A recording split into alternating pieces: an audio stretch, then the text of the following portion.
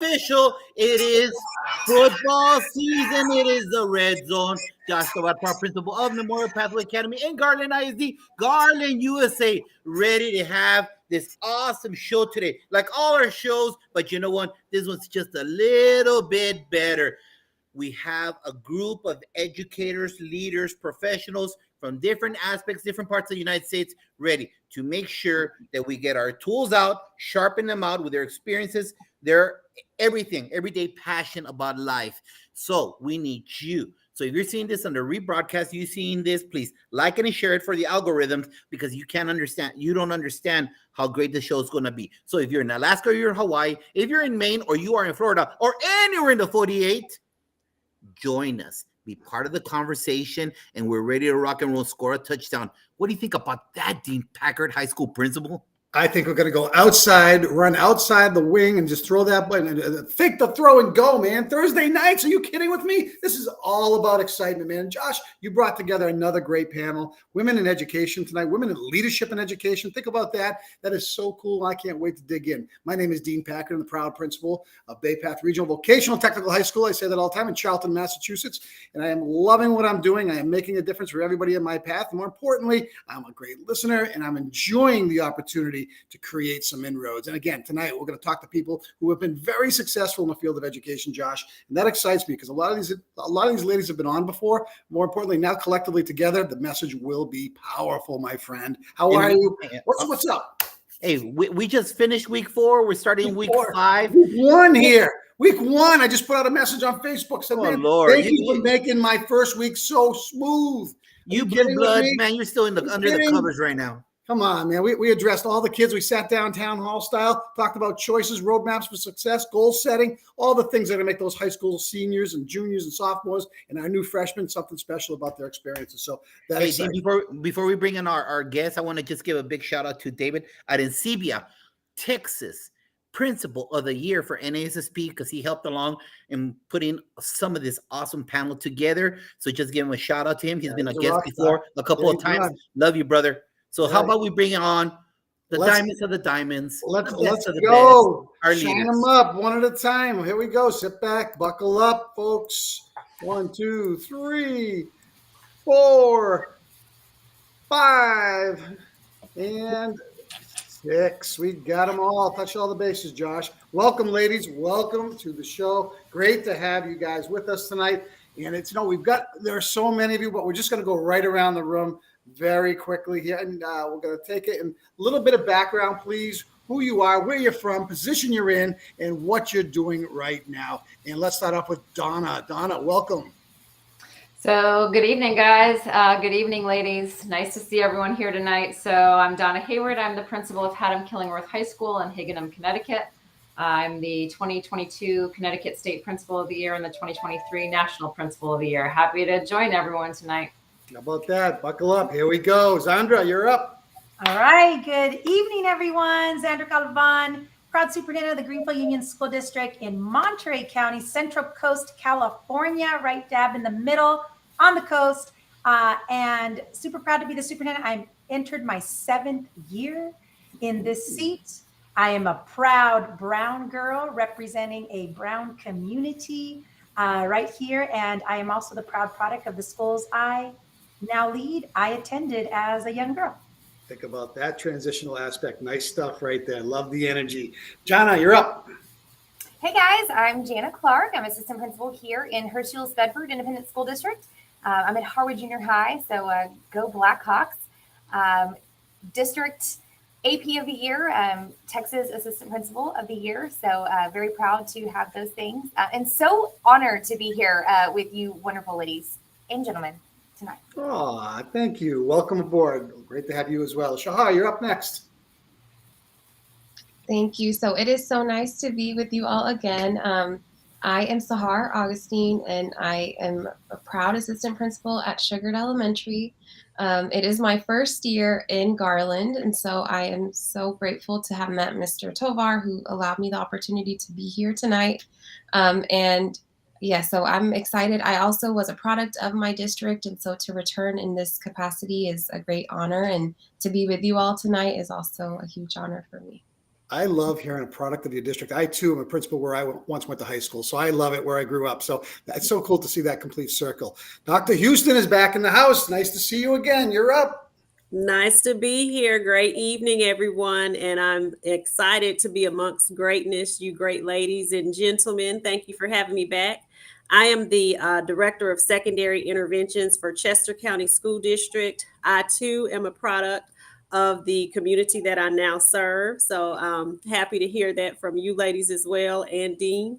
And I'm also a senior consultant with Create and Educate. So I also help coach other leaders. I used to be a principal, also served as a teacher. So helping principals in turnaround process mostly. I love it. Thank you so much, Sheikha. Great to have you back. And Amy, you're going to round us out here. Welcome. Yes, I am not an educator, but I was in fact educated by Mr. Tovar. So Oh, come on, man. This is a handpicked move by Josh Tovar. Please. I guess I'm here to sing his praises. I'm very excited to be a part of this panel. My name is Amy Licerio. I am from El Paso, Texas. Mr. Tovar was in fact a very important special teacher of mine in middle school, has followed my career as a journalist throughout. I'm a lifestyle host with a background in broadcast journalism, news, hard news. But now I get to talk for fun and just make friends and talk about the community and things that are happening here. So it's a good space to be in. Bryan College Station. That's where I'm at right now. Awesome, Amy. Welcome to the show. Glad to have you with us. And any friend of Mr. Tovar's is a friend of mine. How's that sound? Josh, take it away. So let's start off back over here with Sheikha. Sheikha, describe your leadership style and how you lead others. My leadership style is definitely collaborative. I like to include my teachers or the people that I'm working with now, my interventionists, my assistant principals that are the MTSS coordinators for the district, into the leadership decision making, because we are all better together, as you always say, Josh. The more great minds there are, the more synergy we have and the better things that we can do. So I love to be collaborative in my leadership practices. Jana, thank you, Sheikha. Mm-hmm.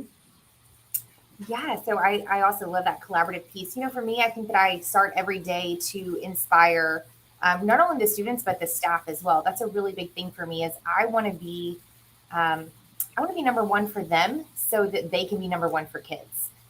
So as I am walking the hallways, I'm greeting kids, I'm chatting with kids, but I can't forget about the people who were in front of them, 7 periods a day, all day, and that's the teacher. So I really try to pour into them and grow them in leadership styles, in their leadership styles, as well as just leadership roles on campus. So that's my goal every day. Beautiful. Thank you for sharing, Donna. Sure. So I'd echo what the other ladies have said with respect to being a collaborative leader. There's just too much work for any one leader to manage it all. And so we are stronger together, and it takes all kinds to lead the mission and the vision. At the same time, I would point out that I'm sure every lady on this screen knows that sometimes the buck stops with us. And so we have to exude confidence. And when it's time for me to lead and direct and make the call, even the hard one or the unpopular one, that is what I do. And so in terms of leadership style, I try to be very transparent in my communication, so that even if I'm not around or I'm not actually there to make the call, my team knows what call I would make. I'm easy to read, so I'd add that in. Beautiful. Amy, from a different angle, talk to us. Yeah, so I think when it comes to leadership, especially in the realm of communication, communicators, it doesn't happen a lot in newsrooms as much as they're communicating. So my big thing, I have some business experience from the outside where I was not in a newsroom. I've been an administrative assistant, and my background has been very just communicating with everyone. I need to make sure everyone is on the same page. So I cannot ask you a dumb question, and I will ask you twice if I did not understand the answer the first time. And executive decisions are a big one too. So I respect what Donna said in the sense that sometimes you just have to make the call to make sure things are moving forward, but mostly just making sure everyone understands we're on the same page. Everyone gets it. Yeah. Beautiful. Thank you, Amy. Sahud? Yes, I agree on the collaboration piece. I'm very big on being a team and making sure that I am clear about my expectations with the staff. I feel like my big thing is being visible with the staff and knowing that I'm around and in the work and not just monitoring. Sometimes it's easy to get in that realm of just monitoring and adjusting, but I just want to be like a transparent leader, but at the same time knowing that I lead by example. And so I won't ask them to do anything that I wouldn't do myself, and that always knowing that they need to know that I have their best interests at heart, and so that they could then, have the kids' best interests. And so we're all in one team and it's one mission every day. It's for the Love kids. it. Love it. Madam Soup, please. Yeah, gosh. First, I'm just so grateful to be in this space with some powerful women. Just so grateful for all your responses too, because it really goes to the heart of the work that we get to lead as females. So my leadership style is I'll give you three different angles. I lead with authenticity, my true self. I lead passionately. God's given us this life and only one life to live. So there's no way I'm going to mess it up. I'm going to live my passion-driven life. And then the third one is really mission-driven. And when I say mission, well, I'll just go back. Authenticity. I lead that way because I am who I am, and I'm not going to change for anyone. I'll get a title, a different title, but it's still going to be the same me. I'm the same person when I was a classroom teacher as I am as a superintendent, and I'm never going to change for anyone, because then that's compromising who you are. So I lead with that. Second one, I lead passionately. Life is a series of moments, and we never get that same moment twice. And so when I'm in front of kids, I live my passion-driven and engage with them. If I'm with adults or with parents or my family, anyone, this moment that we have here together, we're never going to get back. So I'm going to cherish and embrace every word that you say and carry it with me in my heart. That's the passion part. And the third one is mission-driven and never forgetting that why we're here, and that's kids. The kids that I serve, I know that I can't mess it up because I need to give them every opportunity possible to live their fullest life and that potential that they have within them. And second is a lot to do with you, because my other mission in life is to mentor and to support more females to rise to the superintendency, because there are so few of us in this position and there's so much greatness within us that there needs to be more of us. And at the end of that, I'll just say thank you to Dean and Josh for bringing us together. Well, the power of having you all together, it's just making me smile, because I think you all have a core of shared values within your leadership toolbox. And I love hearing that. Ladies, we all got that tap on the shoulder as we were going through our educational spectrum of what we were doing. And I guess my question to you would be, what or who or how, who tapped you on the shoulder? What motivated you to move up the ladder to be where you are? If you were in education in a classroom, you could have just stayed there and just made a difference the rest of your career. But there was that spark inside of you that said, I can give more, I can be more. So talk about that transitional element from that start out point into how you got to where you are today. And why don't we start off with Sheikha? You're up. Thank you, Dean. I was actually, I had been teaching for 5 years, and one of my assistant principals, she was also an African-American female. She's, had my principal at the time, they had asked me to lead different things. So I was chair of multiple committees. I had done like a lot of different led up programs. So she said, you should consider coming into administration. And I said, nah, I'm good. I'm good where I am. I see the headaches that you all have here and, all the things that you have to deal with. So this is not something that I want to do. So she signed me up for a leadership program for teachers that was through the State Department. I went there and actually got inspired by something that was stated. And basically he just talked about how you can sit on the sidelines, you can see problems happening, and you can either be a part of the problem or you can do something about it. So it was at that moment that I said, well, she's right. I need to step up and do more. And at that point, I decided to go into administration. Love it. Jana.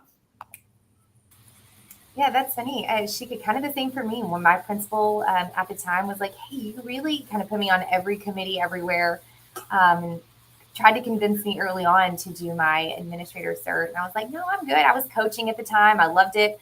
I was teaching theater. I was teaching speech.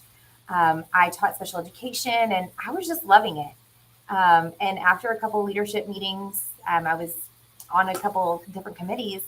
And I finally, like you, there was just that one moment when I sat in an ARD meeting, and the assistant principal at the time had such an impact on that entire meeting and for that student's future.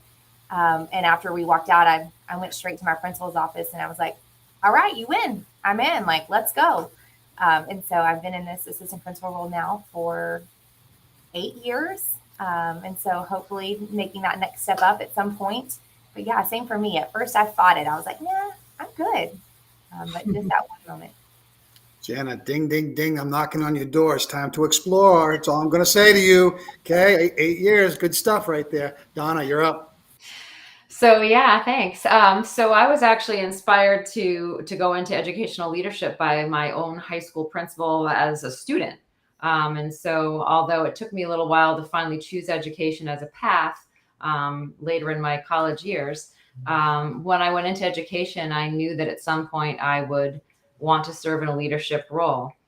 Interestingly enough, I have to say that my mentors in terms of my leadership and in sticking with it as a career, if you will, and advancing in the career once I was an assistant principal, my mentors have essentially all been men, which is interesting. But when you think about it, given how underrepresented women are in educational leadership positions, statistically, of course, it was going to be men that were my mentors. And so I do have to thank them. And so whenever I speak about, women in leadership, I always want to point out this isn't the anti-man segment of the programming, because my strongest supporters were men all the way up through.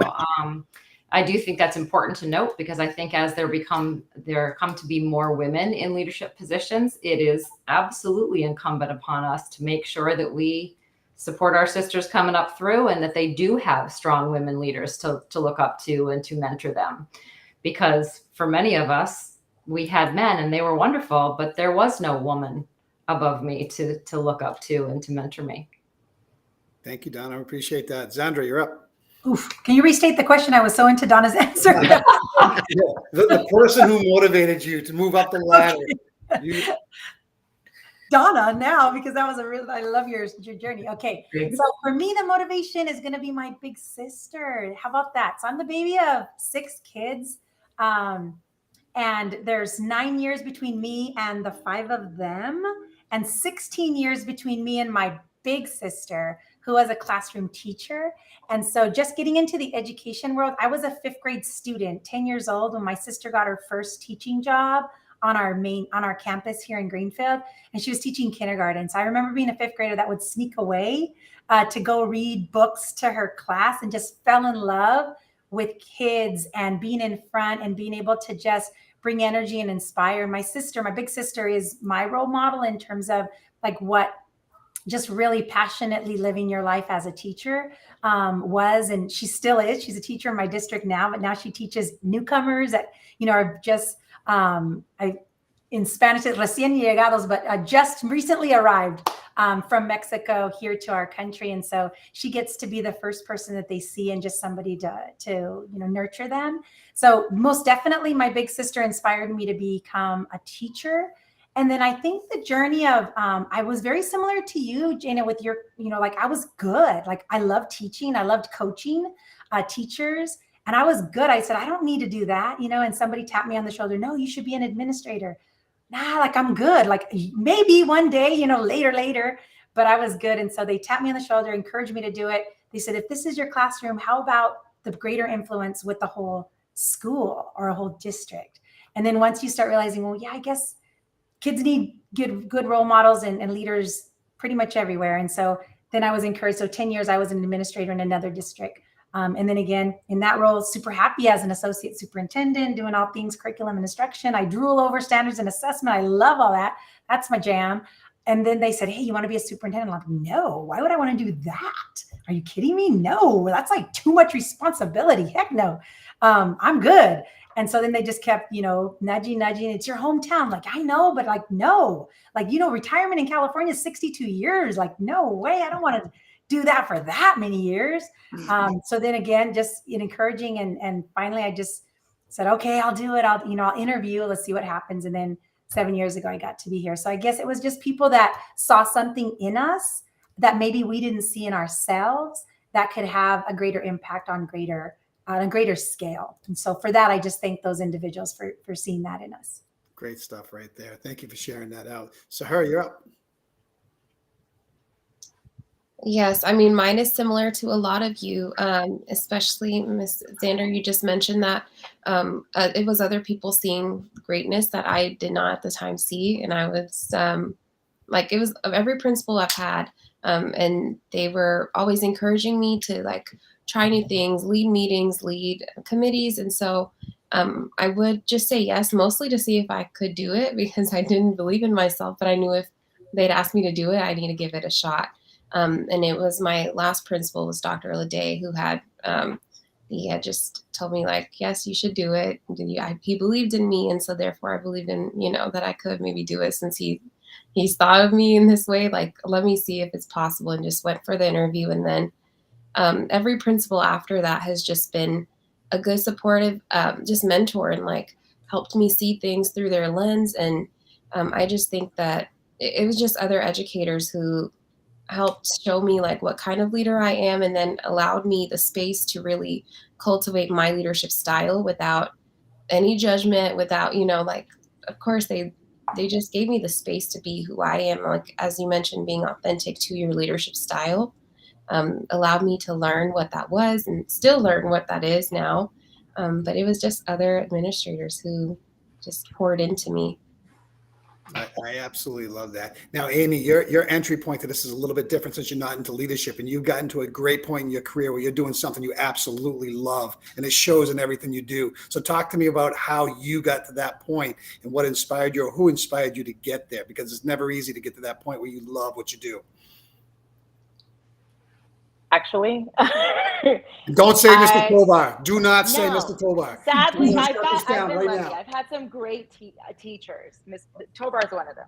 And we would call him Tovar back in the day, by the way. So I always knew I wanted to be a reporter. I always knew I wanted to work as a TV anchor, a TV reporter. I grew up seeing my Aunt Isabel in a local in El Paso, going off to work, and she'd be doing a story on the news, and then she'd come back during her break and sit down and have dinner with me, and then she'd go back to work for the 10 o'clock news. It would have never been on my radar. I'm so grateful for her. It would have never been on my radar. I thought those were movie stars on TV. So it would have never occurred to me as a 6-year-old that that's something you can do. And once I saw it happening, I wanted nothing else. I could not do anything else. I've always wanted to be a journalist. And sadly, my Aunt Isabel passed away when she was about 27 and I was about 12. So she never actually saw this come to fruition. I don't even know that she knew that this is what I wanted out of my life, and kind of carried on the legacy. But because she wasn't around, I believe in the grace of God and the mentors in the broadcast world that have been just thrown at me, or even just great female leaders that I have worked for. My path has been guided by strong-minded, driven women and men in my life that I've been able to work with, women and men that are just have my best interests at heart. And for that, it has to be because of a pact that she has with God. I've had the best leaders directing me in the right direction. And I just think that's, so I commend you guys for being that for someone. You guys do that for a lot of people, actually, and for a lot of kids. So that's such a great role, because if someone isn't there, that little piece, and my mom is wonderful, but she knew nothing about broadcast, bless her heart.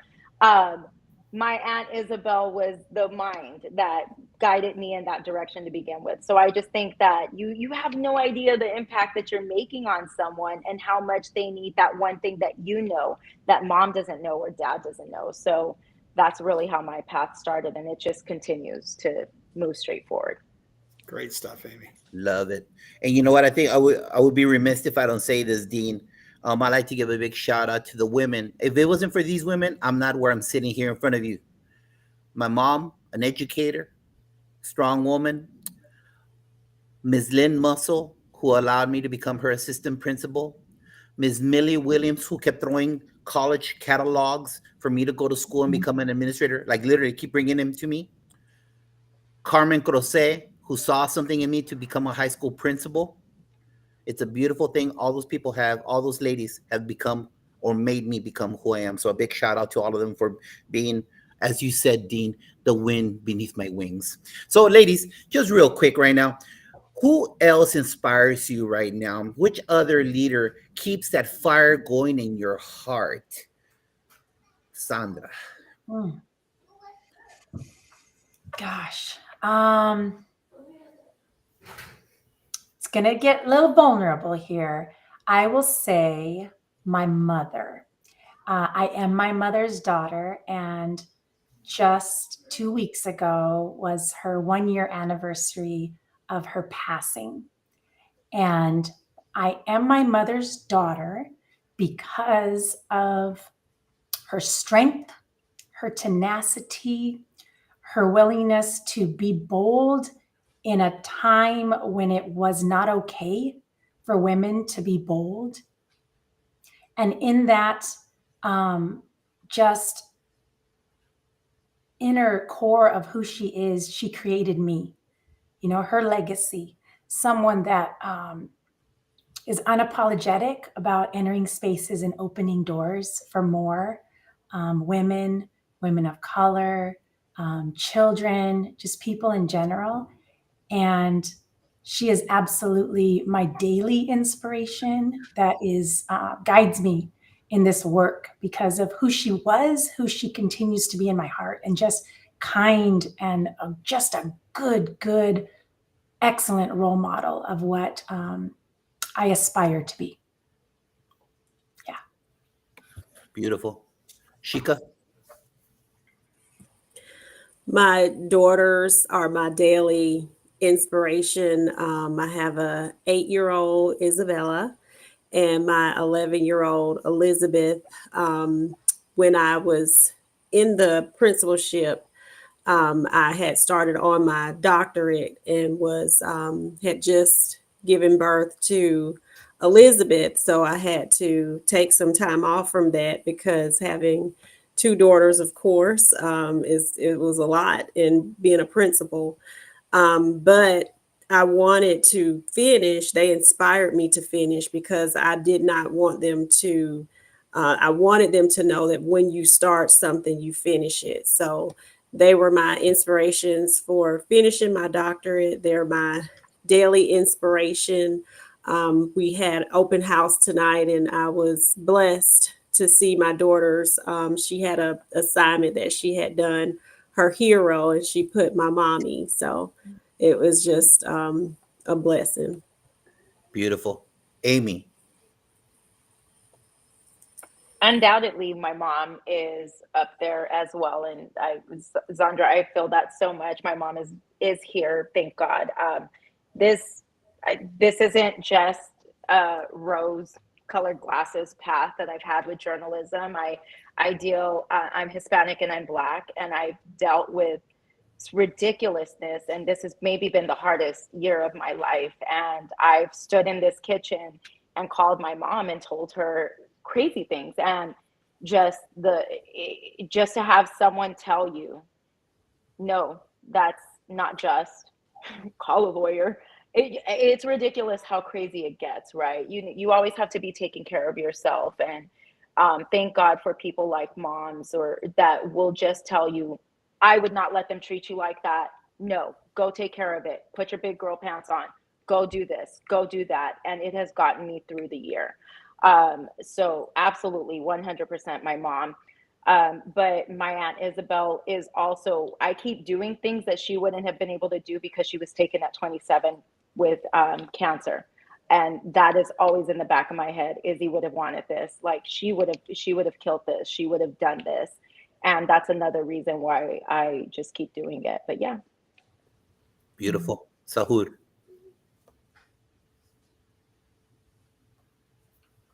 Okay, it's hard to top off. I mean, it's hard to pick one.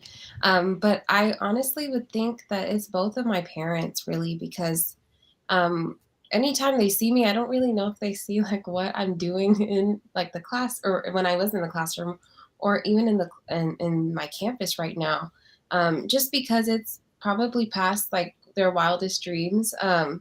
And I think the biggest blessing is that they are here to see it all because they left a country and came to like not knowing anything. Like they didn't know the college process here. And so them and my sister are the reasons why, and their prayers like that have sustained me all this time because not knowing like how to navigate any of this and being in a new country, learning the language, make like, you know, the sacrifices that have been put in place and to give me the opportunities that I have now.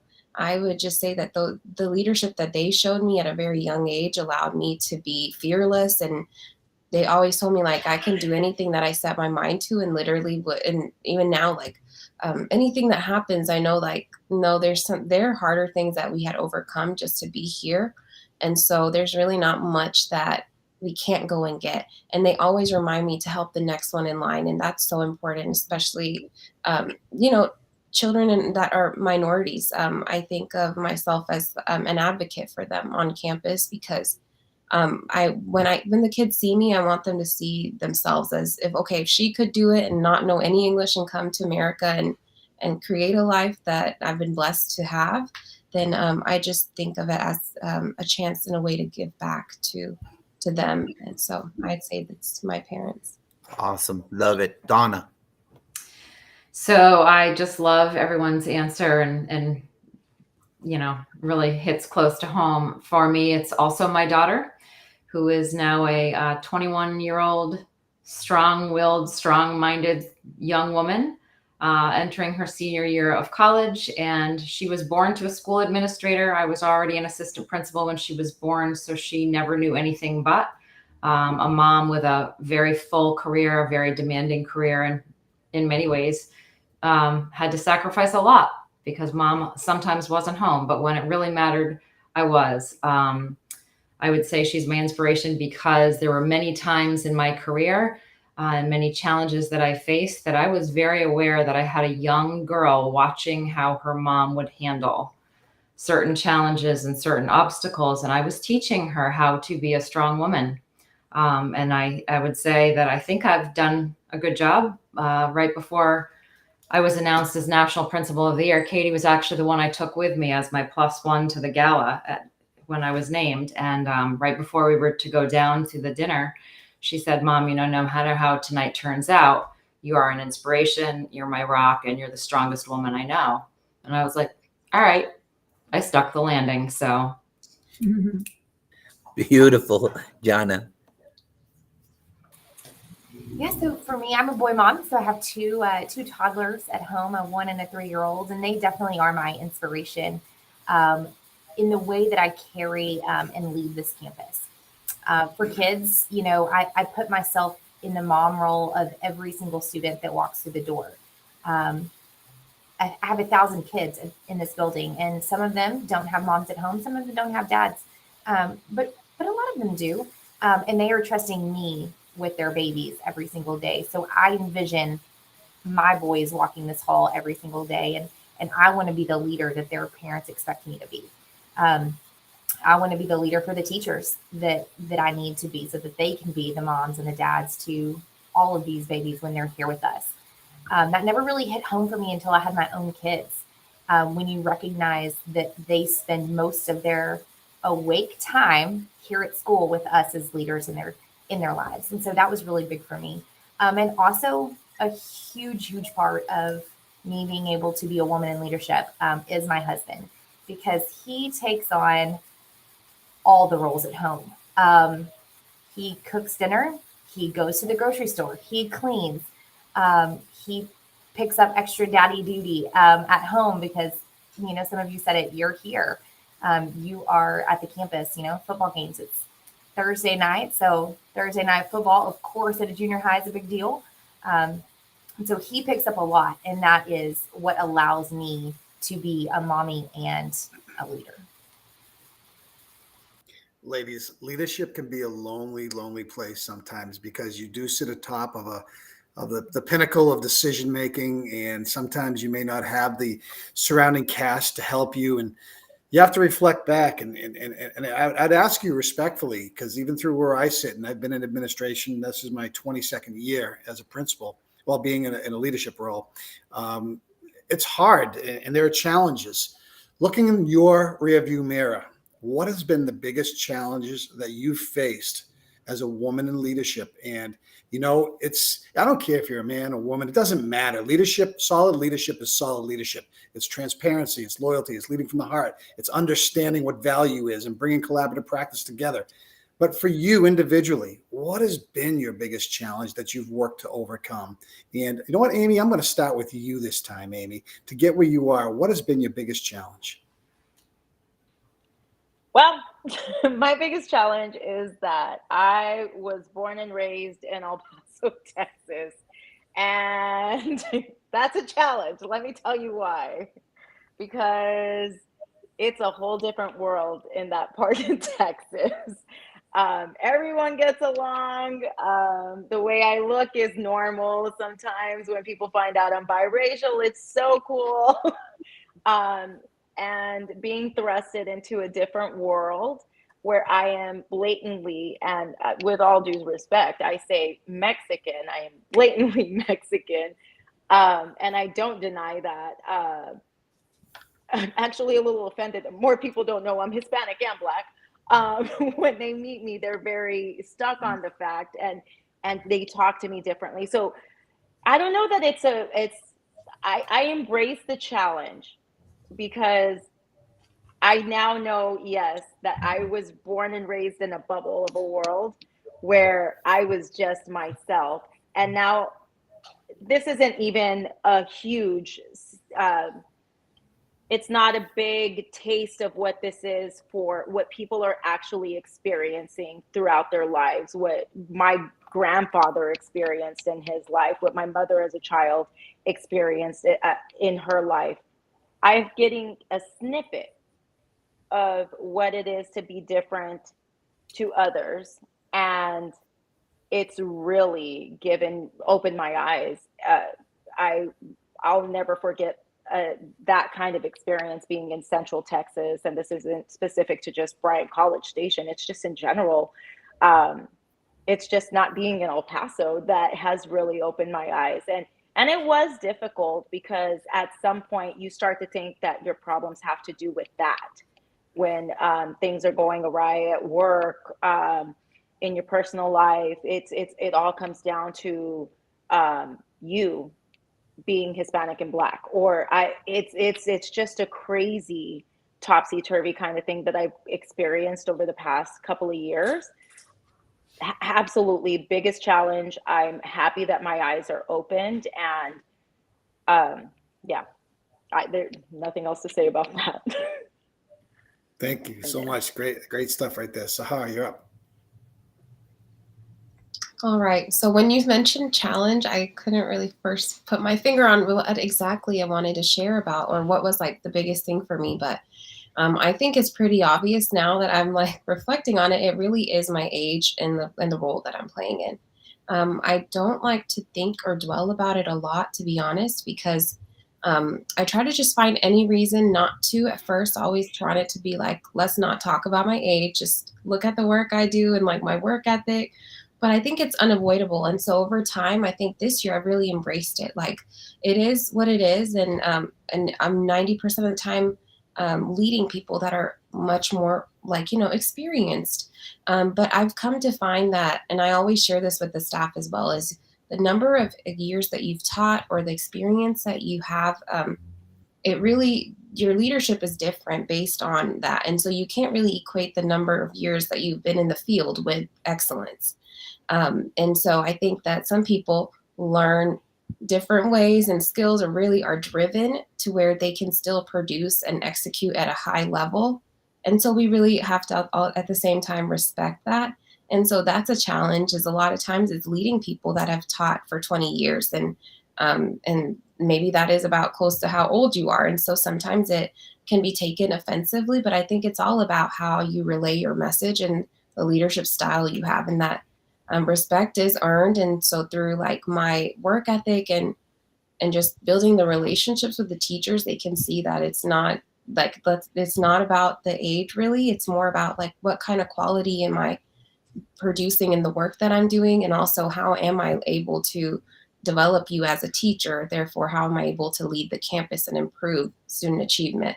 And so for me, it's definitely that, is just the age gap and the difference that people perceive it to be. Thank you so much. Good stuff right there, Zandra. So rear view mirror, and then I'll look forward. The rear view mirror, most challenging thing that we had to deal with is getting through the pandemic as a superintendent and being responsible for everyone on your watch. So I had to be careful to make sure that all of my employees were feeling safe and secure, and not only the physical safety, but the psychological safety that we knew came along with the pandemic was huge. Had to lean on my emotional intelligence more than my just book intelligence. It was so much about dealing with people and how to support them and meet them halfway and where they were. And then also the students and the parents who were just in a panic, during it, as we went into it, during it, and then as we exited and came back. All of that really took a pull on superintendents across the nation, across the world, really, but across this nation. And we saw so much of this mass exodus of superintendents that just, it was just too much with what the community was calling for, teams were calling for, unions were calling for. We're a big union, labor state, and so forth. Fortunately for me, I had a very solid community. We met often, and just to really deal with those kinds of things. But I think that was one of the, will go down in the books for many of us as one of the greatest challenges. But as I look forward, I think the greatest challenge I have before me is making sure that I make the right choices for the kids that I serve, and making sure that the programs and the people that we bring into our district and the partnerships that we forge with others are really going to be profitable for the kids that we serve. And I think that's always a challenge as educators, to make sure that we do the right thing in the name of kids. The greatest impact of the choice that you can make. I love that. Really, that's really right down to the foundation of what we do. Yeah. Dr. Houston. Looking back, my biggest challenges really were the balance, trying to balance everything, and the sacrifice that goes along with it. So during my journey, before I became a principal, I was an assistant principal, but the principalship opened during the time that I was pregnant with my my daughter. So everybody was like, "Are you going to apply? Are you going to apply?" And because I had fertility issues during even just a challenge getting pregnant, it just wasn't something that I said, I'm not even going to stress myself out. I'm not going to do it. So I was an assistant principal for 8 years, waiting for the right time to apply for a principalship. And I remember when I did go into the principalship, one of the things that would always be a struggle for me was the mommy guilt. I had to rush home and make sure that my time equaled out with my mother-in-law and my mom. They were my sitters for me. And it was just ridiculous, but I was putting that pressure on myself to make sure that I was there. So just balancing it all out was a challenge. I probably was a lot harder on myself than I should have been, but I'm thankful to the women that were examples for me in leadership. One is Gail Hamilton. She was my principal in school, and also a principal that I worked for as an assistant principal. And her philosophy was always, when moms or even dads would bring their children to the school, this is our business. We're in the business of children. So if we can't bring our children to the school, what are we doing? So I always led through that lens. I also, when my children were with me all the time, I had a little daycare closet thing in my closet with the little pads and the toys. My children would ride their bikes in the hallways. They came with me to the games. So they were really a part of our school family. So I'm thankful to her for that example to make me realize that I had to make it look right for me as a woman with children. I had to make it fit for me, and I did. So I was happy to have that example. Great stuff right there, Jenna. Yeah, those are all so great. I kind of was, as I was thinking, what I was going to share was like age. That's exactly what I went to at first. And I was like, okay, you covered that beautifully. And then it was like, yeah, the mom guilt, the being pregnant when, a principal position opens and you're like, it's not really, I did IVF as well. Like, it's not really the time. And then, so most recently it is just, I do not interview. Well, I just got into interview season last year and, didn't get selected for a job, but it was my first round of interviews in a really long time. I honestly, for the assistant principal role, it was kind of, they knew my work. I had been an admin intern. And so it was more of a checkbox interview. And so getting into these rounds of interviews, it was different. It was a challenge for me. I completely underestimated the interview process. And so now that's something that's in the rearview mirror, and looking forward to, doing more things to get ready for that moving forward. Good stuff right there, Donna. Rounding it out. Like everyone else has said, so many great answers that really resonate with me, especially the balance. Dr. Houston, it's ever elusive. You just never quite nail it, but we keep chasing it. And Zandra, the pandemic is something that none of us should have ever anticipated and couldn't ever anticipate. So I guess I'll take it a little bit of a different direction in hopes of my answer resonating with some women who are listening tonight, which would be, as a female in a leadership position, my greatest challenge has probably been a couple of things. First, how I am received as a female leader, as opposed to how my male counterparts would be received. So the classic example is when women in leadership positions are direct and strong, we're called one thing.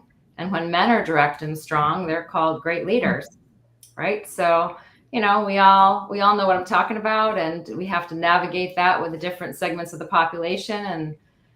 And then I would add to that, then, given then that we work through and we get to these leadership positions and we're standing strong, some things that aren't supposed to happen in 2023 still happen in 2023. And Amy, your story, I would love to hear more about that privately, because I bet you we have a lot in common. So things still happen. And so then, as a strong leader who people think has it all together and, she's tough, no one's gonna mess with her. Well, they do. And then how do you navigate that as the person in a leadership position, as a female in a leadership position? And I know my stories are not unique because of the nodding heads on the screen, and I speak to other women all the time, and they have similar stories. And I think it speaks volumes that the night that I was honored, so many women came up to me after the gala, and I didn't anticipate this. And I had never met these women before, and they grabbed me and hugged me and said, privately, I am so glad. Thank you so much. I am so glad a woman is representing us. And I thought, really? It's 2023. That shouldn't matter anymore, but it does.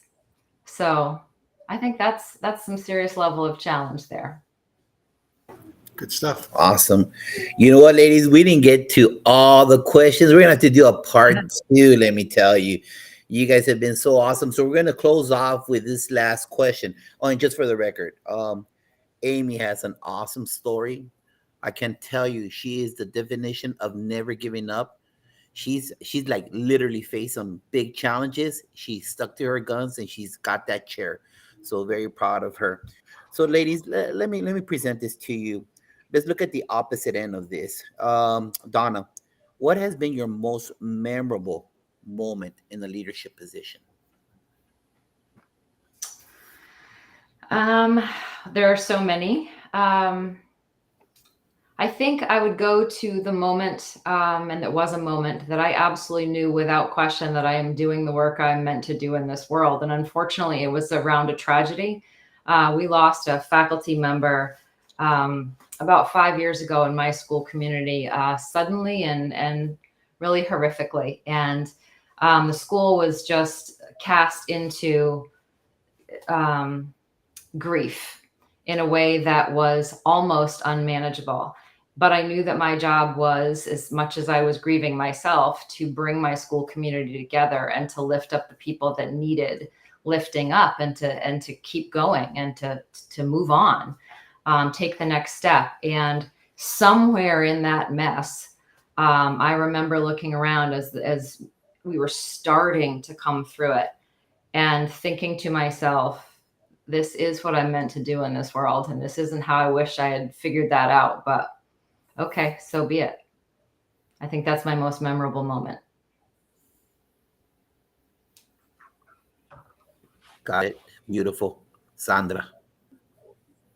My most memorable moment, I want to say this last year, is when, and I'll go back to just the impressionable young girls. I have 2 daughters and a son, but being able to see the inspiration in their eyes when they see mom doing a job that is pretty high level, that they can now aspire to be the superintendent. And I think that example of my daughter saying, you know what, I think I might want to be a superintendent, and wanting to know the journey. But in the school, I will tell you, the most memorable moment is when we did career days with little girls in our schools. And a little girl, we went through the whole room and said, what do you want to be? Firefighter, policeman, I want to be a teacher. I want to be this.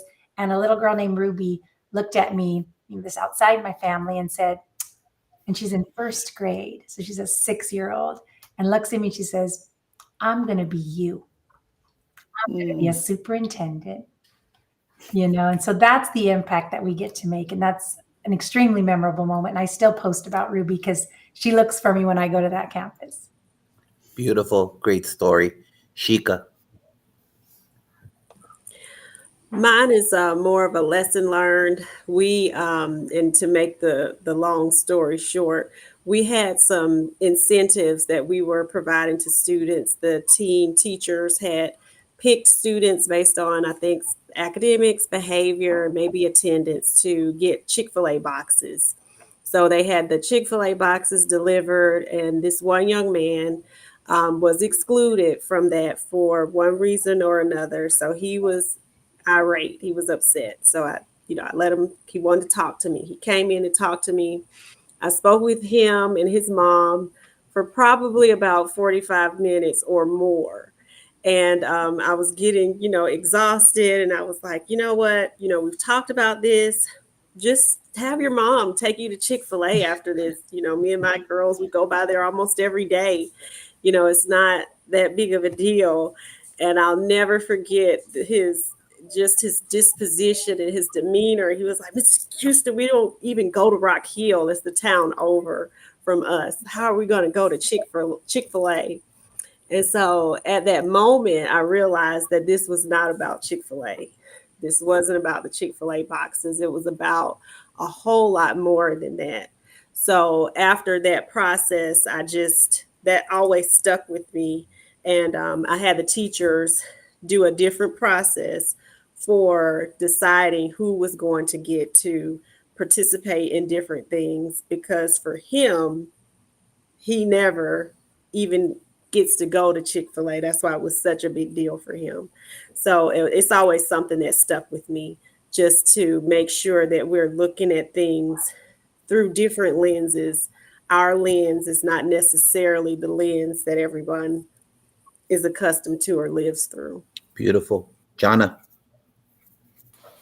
Sorry, I got teary-eyed on that one. That was so good, Dr. Houston. For me, I think that a big part when I was going through the Assistant Principal of the Year process, I had a former student who, her sister is actually on my campus, and heard that I needed letters of recommendation. And so she wrote me a letter of recommendation, and she came in and she gave that to me. And she said, don't read it now. Don't read it now. We're not going to ruin this. And I was like, okay, whatever. And then I read it later. And she really, in her letter, talked about giving me a hard time and testing me to see if I really cared about her. And then she went on to write that she is in college now, the first of her family, Black female, very proud that she was going to college. And she said it was because she remembered the conversation that we had in my office. And she is going to college because of something I told her in this 8th grade. And that to me is very special. I also had one of my students, mom, who he is now in college. He was in one of my special programs here on my campus. And her and I were best friends. And whenever she found out, that I wasn't getting a promotion last year, didn't get the principal seat, she texted me and said, you know what? She said, that title doesn't matter. You put my kid in college. So it was really sweet about the interview committee. It was really, really sweet. And she made a comment about, what matters is what I'm doing. And her son is in college because of the impact that I made on his life. And that's what kept me going. That's what keeps me going every single day, is the impact we have on kids is the most important part. Love it. Love it. Sahur. Okay, so I guess the most memorable time that I've had last year is at my former campus. So it was the first time that I've encountered people who needed translation or were able to speak like the same language as me. So it's a really high population of refugees that just rolled through from Afghanistan, and it was a time when not a lot of people knew they were even coming, and so they came unexpectedly. And all throughout my educational career, and then even as a teacher and then administrator, I'd never encountered anyone that spoke my language like at any campus that I've ever been on. So the most powerful thing was these large mass amount of refugees are coming in, and a lot of times the parents didn't even know to put the kids' names on the backpack. So they are coming in through the buses, and we're trying to figure out where are these kids coming from? What are their names? Because that's typically how it is. They just come, they see the bus and they come on into the campus. And so it was just the greatest. I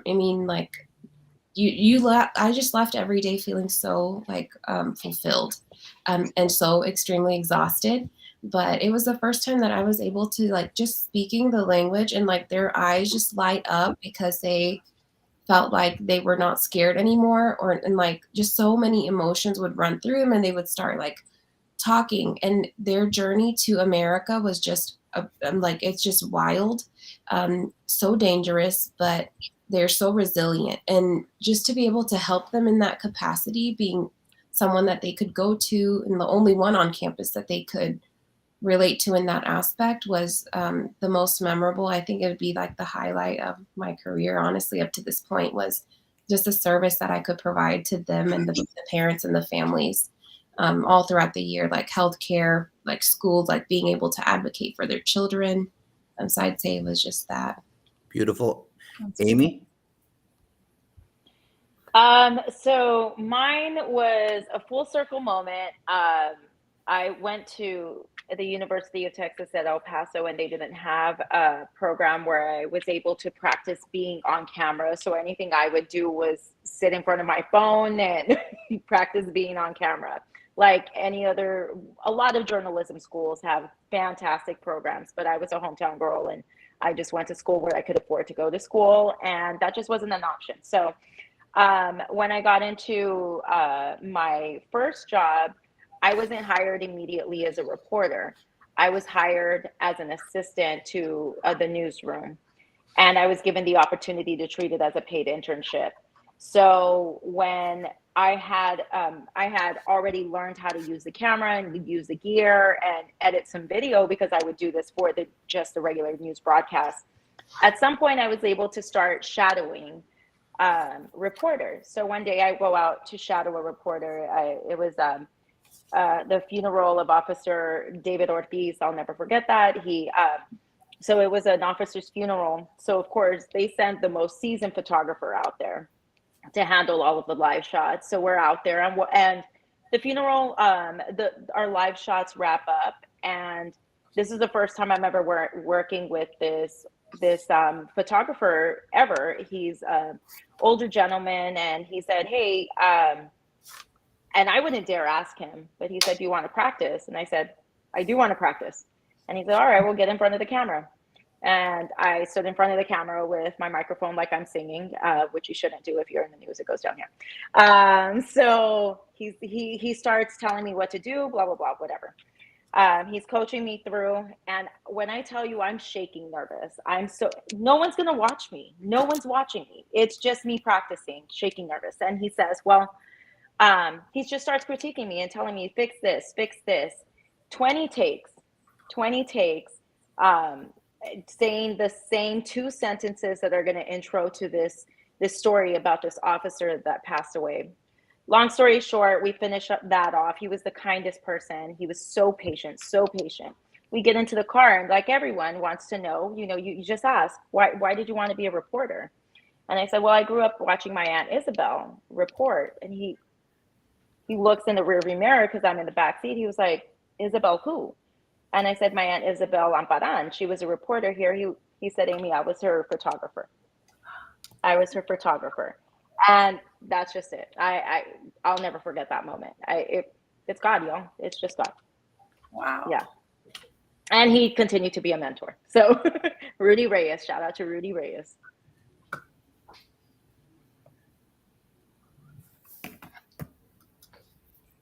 You mute, Josh. It's this new computer, can't get the mute.